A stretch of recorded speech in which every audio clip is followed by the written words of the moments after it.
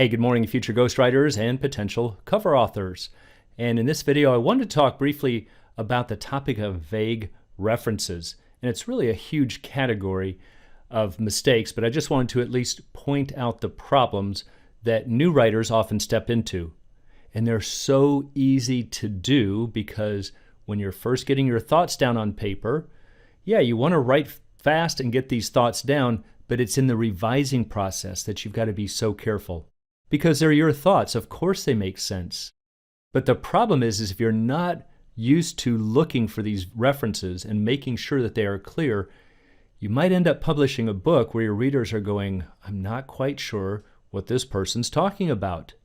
And at that point, there's just not much you can do. So let's take a look at vague references and some of the problems that new writers step into. So once again, it's a very broad category of mistakes, but one occurs with pronouns. So remember that a pronoun takes the place of a previously stated noun. So some common ones are I, you, he, him, she, her, it, they, and this.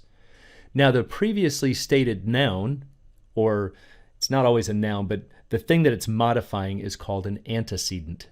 And that just means the thing that comes before it. And that's the thing that we're modifying. So in most cases it will be a noun. But the reason that we have pronouns is that it avoids needless repetition. So for instance, we might say that Sam looked up his credit score, it went up. It is the pronoun, and it in this case is referring to credit score. So the reason the pronoun helps is otherwise we would have to say Sam looked up his credit score went up. In every single sentence, we would have to say his credit score, his credit score, his credit score, and it just becomes annoyingly redundant. So that's the reason we have pronouns. But we have to know what the pronoun is pointing to. We could also write, Sam looked up his credit score, he was surprised. Now, he is a masculine pronoun, refers to a male, so we would know it's referring to Sam. Sam was surprised. But in both cases, these pronouns are clear. But here's a mistake is when you get into vague references. Let's say you write the sentence, I threw my backpack on the table and it broke. All right, well, the pronoun is it, but what broke? Was it your backpack or was it the table? See, it's not real clear what it's referring to. So if you're referring to your backpack broke, you should write, my backpack broke when I threw it on the table. See, now it is very clear what it's referring to. It's referring to your backpack. And of course, we would have to revise it if we meant that the table broke. But you can see where, if you're writing fast, that this can happen. In your mind, you're thinking, yes, it was my backpack that broke, and it broke when I threw it on the table, and so that first sentence is how it comes out. And even as you're reading through in the editing process, you'll say, well, of course it makes sense because I know I was referring to the backpack. But the problem is your readers don't. And now they're going, I'm not really sure what the point is. Now there's another category that is called dangling modifiers. And so you might see a sentence like this. Sam followed the instructions for setting up the computer carefully. Well, did he read the instructions carefully? Or were the instructions for setting up the computer carefully? See, it's not real clear what carefully is modifying. So if Sam carefully read the instructions, we should rewrite it as Sam carefully followed the instructions for setting up the computer.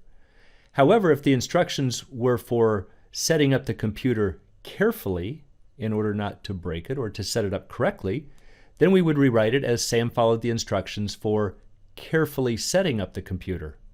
Do you see how it makes a difference? We need to know what the words are modifying. Now, dangling modifiers can also end up with quite comedic effects if they're modifying the wrong things. So take a look at this sentence.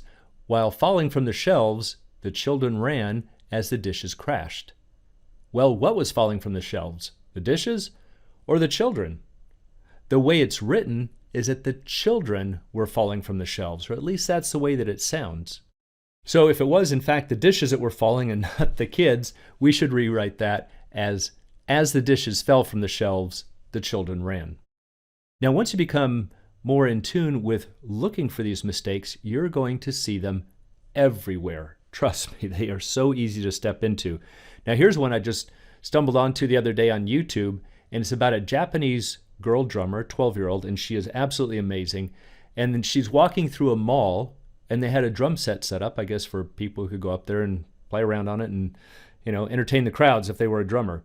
And so she walks up to it pretending that she's a complete beginner, and then she, of course, lights up on this unbelievable drum solo. So somebody videotaped it, and this is the heading of the video.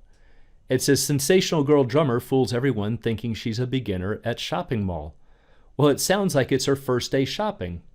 She's a beginner at a shopping mall. And that's not what they meant. But it's easy to step into.